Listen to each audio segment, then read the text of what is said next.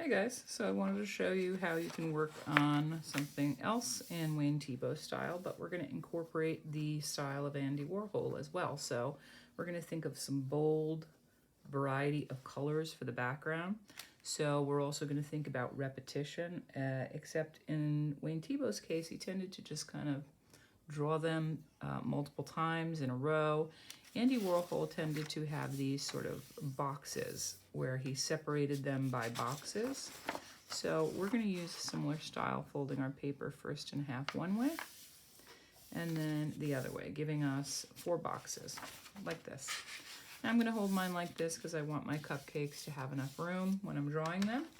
And what I'm going to think about is the basic shape, and I'm going to just show you in Sharpie, of a cylinder. So a cupcake has this sort of cylinder shape. We know that. It's kind of a little skinnier at the bottom than the top. And it has this opening at the top. And then this line here is repeated here. So right now it could be a cup, it could be a waste paper basket, it could be many, many things. But I want it to look like a cupcake container. So I'm going to make ridges along here, which is similar to the cupcake container.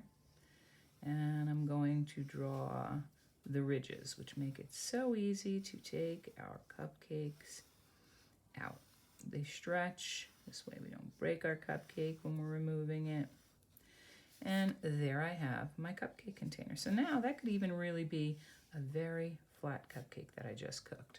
So now I'm thinking of the top. So for that, we can follow, if you watch the ice cream cones, that sort of quotation mark or flatten C to create the frosting layers. So I'm going to make mine I'll make it one more. And I'm coming in each time, I'm getting a little bit further in. And then for the top, you can just make it like a triangle where it goes, you know, whoop, depends on what you want. I'm going to make it like a triangle, but it's going to get a little wider on that side. And so now I might just bring it in a little bit. I don't want to show it all the way around. Something like that. And I have the beginnings of my cupcake. Now you can see through mine because I did it in Sharpie. If you're doing it in pencil, you could erase that. It doesn't really matter because you can cover it up once you start to color. So now you can use lots of different choices of materials for coloring in your cupcake. That's up to you. Oil pastels, you probably could get a little bit of a darker, lighter effect. The light would hit from this side in this piece because it's darker over here, lighter over here. That's up to you. But for now, I'm going to draw them first, and then I'll go back and decide how I'm going to color them. So again, they come in a little bit on each side, not a whole bunch. I know that it's a curved line at the bottom, not a flat one.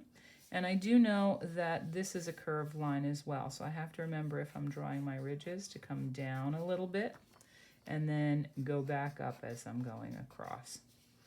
And then I could think about what kind of cupcake I want. Another technique you could do, similar where you start with that curved line, you could make it look like layers as well if this is easier or you prefer this method.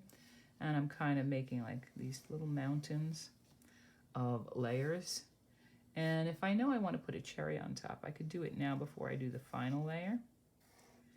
Like this. And then I could put my final layer, look like it's going through. There you go. So there's another style. I'm going to go in and put my ridges all the way down to the bottom. All the way down to the bottom. There we go. All right, so I have 2. Let me see some other ideas. Okay. I'm going to make my next one. You'll probably find yourself getting better and better at it as you move along. Definitely gets better and better. You could definitely do it almost like an ice cream scoop. I know I'm definitely putting a cherry on top of this one. So I'm going to do it right now before I even begin. And I'm going to make it come down. And I'm going to kind of wish I hadn't drawn my ridges, but that's okay, because I can cover that up in color. And there it looks like it's a plop of the frosting on top. So I'm going to repeat And I guess what I'll do is I'll change each flavor and color and technique. I kind of love the old.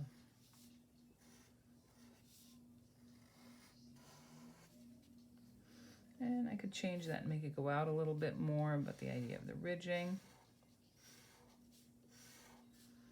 And you know, you can always look up cupcakes, cupcake drawings. When I look up cupcake drawings on Google, it gives me great ideas for different kinds of cupcakes. So I'll give you some samples, but you're really welcome to obviously come up with your own ideas. Look online for just some inspiration and start designing your cupcakes. So now when we're working on this, we definitely want to consider how we're going to do the background if we're going to imitate or be inspired by the work of Andy Warhol. So each of these backgrounds would be a different color.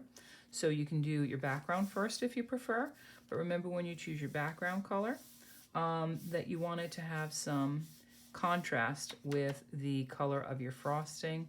And you don't have to worry so much about the container, although you definitely don't need to make it brown. You can make it any color you want. They have so many different variety of them. But if I made a green background, I probably wouldn't pick green frosting or a green container. I wanted to have some contrast.